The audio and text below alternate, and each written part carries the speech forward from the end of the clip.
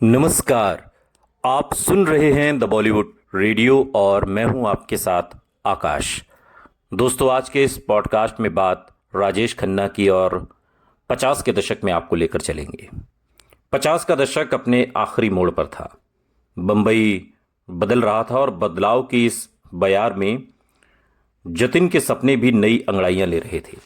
जतिन यानी कि राजेश खन्ना, जो अब 16 साल का था। कॉलेज की पढ़ाई के लिए उसके पिता ने उसे पूना भेजने का फैसला किया।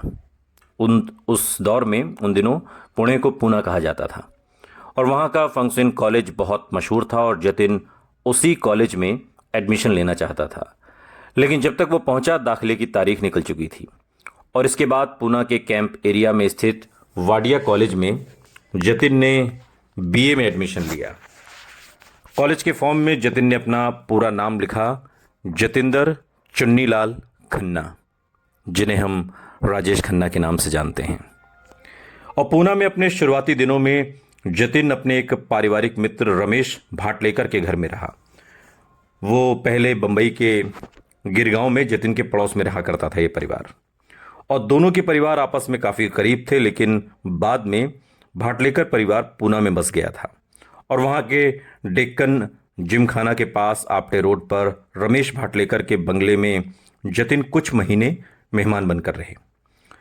और बाद के दिनों में एक इंटरव्यू में जब उनकी उम्र 70 के पार हो गई, रमेश भाटलेकर जतिन की बातों को याद करते हुए बताते हैं कि हम बचपन में गिरगाम में साथ साथ खेलते थे। वो शुरुआत से ही दिखने में काफ़ी अच्छा था और एक्टर बनना चाहता था। मुझे याद है कि एक बार उसने मुझे शर्माते हुए अपनी एक तस्वीर दिखाई और बड़े मासूम अंदाज में मुस्कुरा कर बोला कि उसने ये तस्वीर राज कपूर को भेजी है ताकि उसे राज कपूर की फिल्म में रोल मिल जाए। शुरुआती महीने रमेश भाटलेकर के घर में बिताने के बाद जतिन ने वाडिया कॉलेज के पास एक छोटा सा कमरा किराए पर ले लिया और फिर वहीं पर शिफ्ट हो गया। लेकिन अब भी पढ़ाई से ज़्यादा उसका ध्यान नाटकों और थिएटर पर रहता था। उसे बंबई की बहुत याद आने लगी और पूना में जतिन 2 साल ही रुक पाया। 1961 में बीए कोर्स के 2 साल पूरे करने के बाद वो वापस बंबई चला आया और यहाँ उसने बीए थर्ड ईयर में केसी कॉलेज में दाखिला ले लिया। बंबई का समंदर देखते ही उसे एहसास हो गया कि अब वो वापस घर लौट आया है। बंबई की हवाएं जतिन की जानी पहचानी थी। उसे यूं महसूस होता था जैसे यहाँ वो खुलकर सांस ले सकता है। सपनों की उड़ान की भी यहाँ कोई हद नहीं थी। जतिन जवान था, अमीर था और उसका चेहरा नई उम्मीदों से दमक रहा था। वो अपनी जिंदगी खुलकर जी रहा था। दिन भर कॉलेज और थिएटर के आसपास चक्कर काटने के बाद अक्सर शाम को वो समंदर किनारे पहुंच जाता, मगर दिल ही दिल में वो जानता था कि उसके सपने और पिता की उम्मीदें एक दूसरे से टकरा रही हैं। पिता चुन्नीलाल को उम्मीद थी कि पढ़ाई के बाद वो उनका कारोबार संभालेगा, लेकिन उसका ख्वाब एक्टर बनने का था। मगर पिता को ये बताने की हिम्मत अभी तक जतिन में नहीं थी कि वो कारोबार नहीं, कलाकार बनेगा। और एक सुबह आखिरकार उम्मीदों और हकीकत का आमना सामना हो ही गया।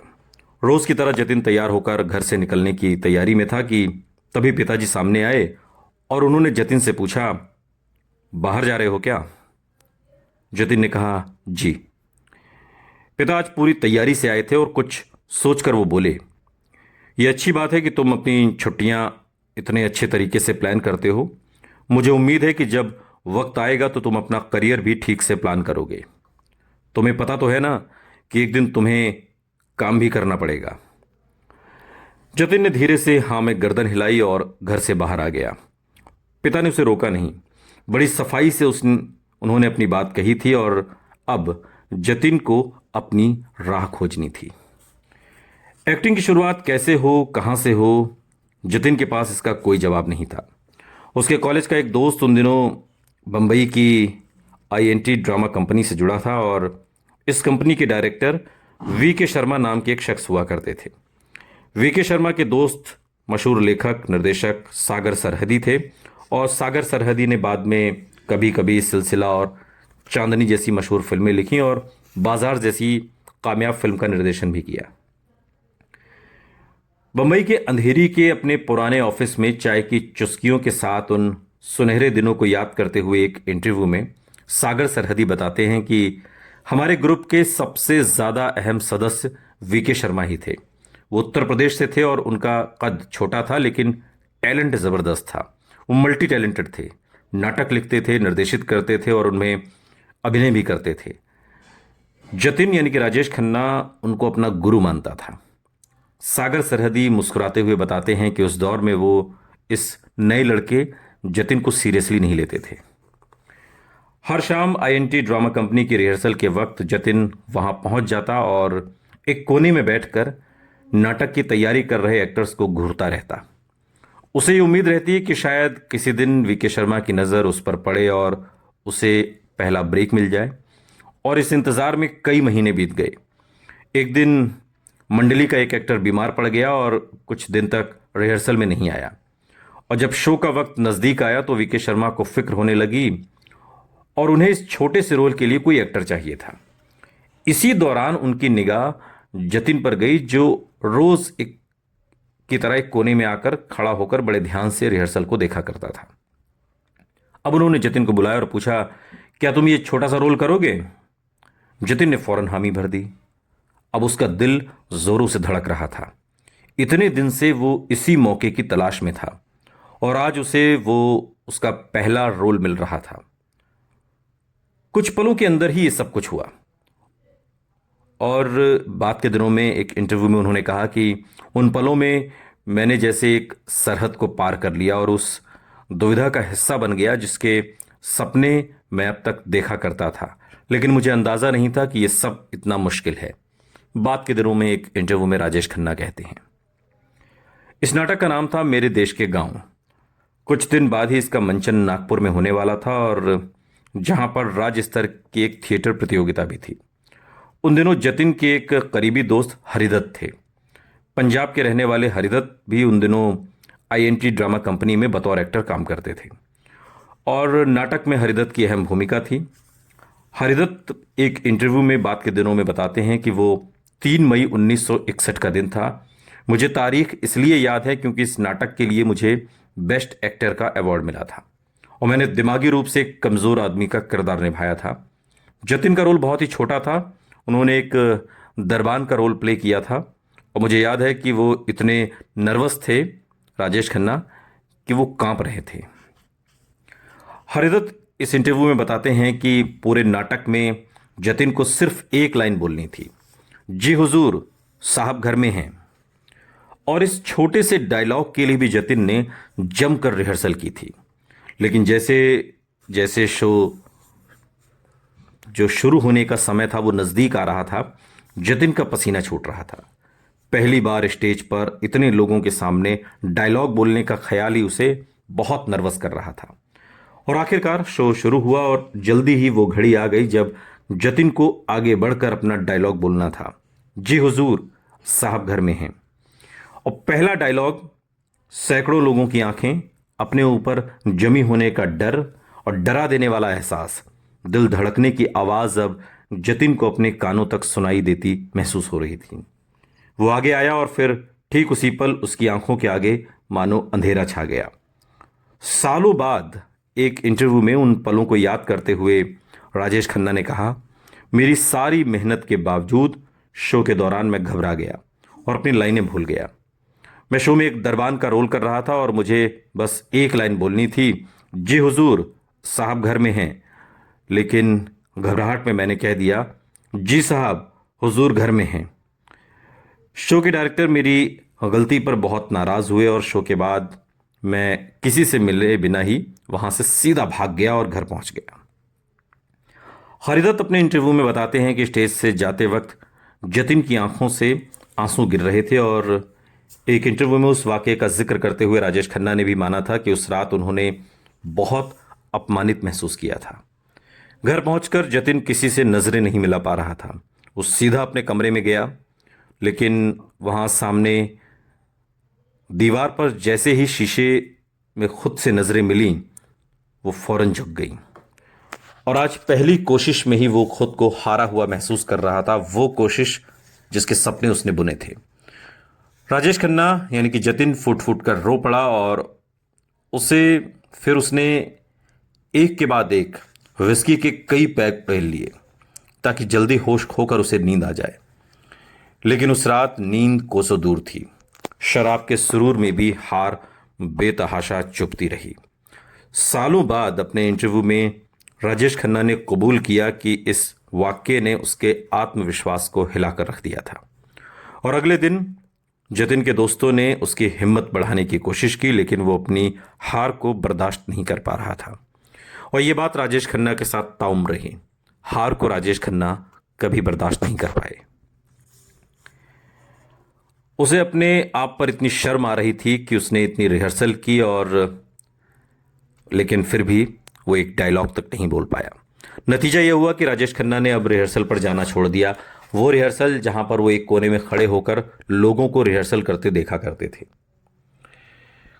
हरिदत्त अपने इंटरव्यू में बताते हैं कि वो बहुत ही सेंसिटिव था और हर बात को दिल से लगा लेता था। मैं उससे कहता था कि यार ये सब होता रहता है, तो इतना रोता क्यों है? लेकिन वो सबसे ज़्यादा परेशान इस बात से था कि उसके पिता उस पर कारोबार को ज्वाइन करने का बहुत दबाव डाल रहे थे। जतिन में अब अपने पिता से आंख मिलाने की हिम्मत भी नहीं बची थी। वो क्या सोचेंगे, इसी सपने के लिए उसने काम को ठुकराया और अब वो एक लाइन भी ठीक से नहीं बोल पाया। ये ख्याल ही राजेश खन्ना को अंदर ही अंदर कचोट रहा था। कुछ दिन तक मुंह छिपाए रहने के बाद आखिरकार जतिन रिहर्सल पर वापस लौट आया और उसी थिएटर की दुनिया में अपने अहम को ताक पर रखकर बाद में यही नाटक मेरे देश के गांव कंपनी के सबसे कामयाब नाटकों में से एक रहा। जतिन का आत्मविश्वास भी धीरे धीरे वापस लौटने लगा। सागर सरहदी अपने इंटरव्यू में उस दौर को याद करते हुए कहते हैं कि हम उसे एक सीधे साधे लड़के के रूप में जानते थे जिसे एक्टिंग का बहुत शौक है। उसने मेरे लिखे 2 नाटकों में काम किया। पहला था मेरे देश के गांव और दूसरा नाटक था शाम गुजर गई। लेकिन एक एक्टर के तौर पर न वी.के. शर्मा गंभीरता से लेते थे और न मैं। मगर इसके बावजूद जतिन का हर दिन बस इसी कोशिश में गुजर रहा था कि थिएटर की दुनिया के लोग उसे एक गंभीर एक्टर के रूप में पहचानें।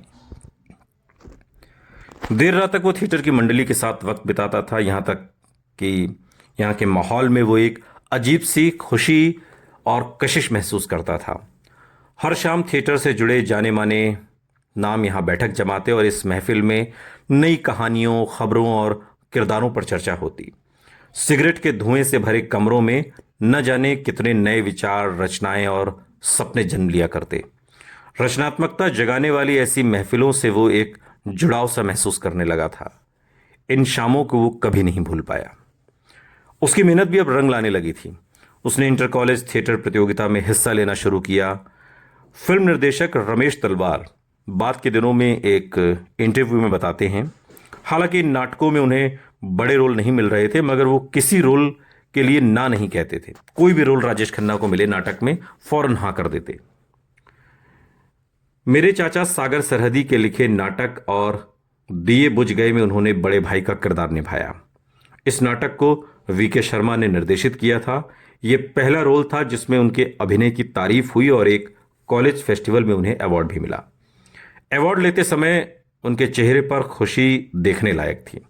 इसके अलावा जतिन ने धर्मवीर भारती के मशहूर नाटक अंधा युग में भी एक छोटा सा रोल किया था। इस नाटक को बाद में थिएटर जगत की मशहूर शख्सियत सत्यदेव दुबे ने निर्देशित किया। संघर्ष के उन दिनों में राजेश खन्ना को करीब से जानने वाले लोग आज भी उनकी जादुई मुस्कान को भूले नहीं हैं। सागर सरहदी बाद के दिनों में एक इंटरव्यू में हंसते हुए बताते हैं कि उस लड़के में अजीब सा चार्म था। मुझे याद है कि हमारे ग्रुप में एक खूबसूरत लड़की थी, गौरी। हम सब उस पर लाइन मारते थे। हमें तो कभी भाव नहीं मिलता था, लेकिन राजेश खन्ना बस मुस्कुरा देता था तो वो उसी के साथ बात करने लगती थी। लेकिन ये बात सही है कि उसकी जो मुस्कान थी उसमें बड़ी मासूमियत थी। थिएटर के मंच पर तो हमें उसका चार्म नजर नहीं आता था, मगर सिनेमा के पर्दे पर वो मुस्कान उभर कर सामने आई और उसने कमाल कर दिया।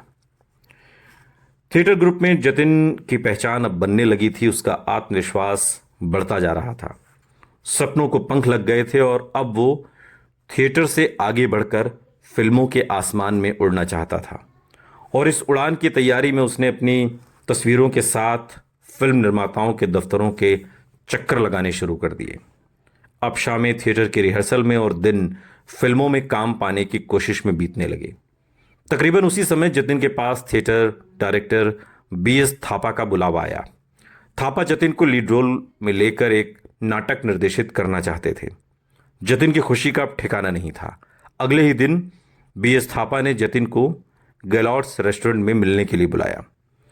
बंबई के चर्च गेट के पास बना गैलॉर्ड्स रेस्टोरेंट उन दिनों काफ़ी मशहूर था और ये एक महंगा रेस्टोरेंट था। बताते हैं कि अंग्रेज़ों के ज़माने का था और यहाँ पर फिल्म इंडस्ट्री से जुड़े जाने माने नाम अक्सर नेटवर्किंग या मीटिंग करते हुए नजर आते थे। इनमें कई निर्माता निर्देशक भी होते थे और यही वजह थी कि फिल्मों में काम पाने का अरमान लिए बहुत से स्ट्रगलर गैलॉर्ड्स रेस्टोरेंट के आसपास फुटपाथ पर चक्कर लगाते पाए जाते। एक स्ट्रगल के तौर पर जतिन भी यहाँ पर अक्सर आता था। वो अक्सर अभिनेता सुनील दत्त, निर्माता निर्देशक जे ओम प्रकाश जैसी शख्सियतों को उम्मीद भरी नजरों से देखता, मगर कभी उन लोगों से बात करने की हिम्मत नहीं जुटा पाता। उस दिन जब जतिन बीएस थापा से मिलने गैलॉर्ड्स पहुंचने ही वाला था कि उसकी नजर रेस्टोरेंट के बाहर खड़ी एक बेहद खूबसूरत लड़की पर पड़ी। जतिन ने उस लड़की, खासतौर पर उसके घने लहरदार बालों को बड़े ध्यान से देखा और फिर ये लड़की रेस्टोरेंट के अंदर चली गई। कुछ देर बाद जब वो खुद गैलॉर्ड्स रेस्टोरेंट के अंदर दाखिल हुआ तो उसने देखा कि बीएस थापा के साथ वही लड़की बैठी है। थापा ने उसे देखकर कहा, आओ जतिन आओ, इनसे मिलो, ये इस नाटक में तुम्हारी हीरोइन अंजू महेंद्रू हैं। जतिन शर्माकर अपने खास अंदाज में मुस्कुरा दिया। नया नाटक, नई कहानी, नई शुरुआत और एक गर्लफ्रेंड अंजू महेंद्रू जो ताउम्र राजेश खन्ना को सिर्फ चाहती रही और चाहती रही। सुनते रहिए द बॉलीवुड रेडियो, सुनता है सारा इंडिया।